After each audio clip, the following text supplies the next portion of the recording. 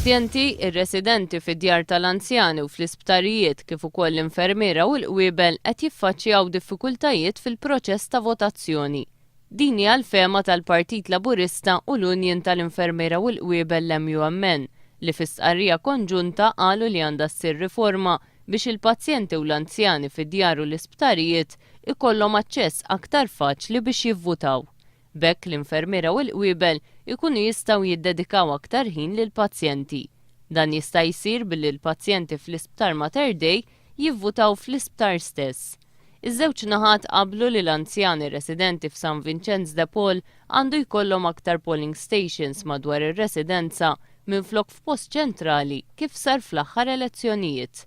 Ir-riforma għandha tapplika wkoll għall-Isptar Ġenerali ta' Għawdex għad-djar tal-anzjani, għall-Isptar Monte Carmeli u l-Isptar Kering Grek.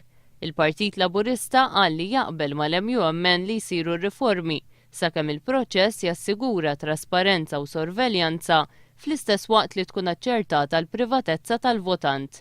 Michael Falzon, Stefan Zrinzo Zoppardi u Luis Gatt irrappreżentaw lill-Partit Laburista f'din il-laqgħa waqt li għan-naħa tal-MUMN kien hemm il-President Paul Paċ u Colin Gallia.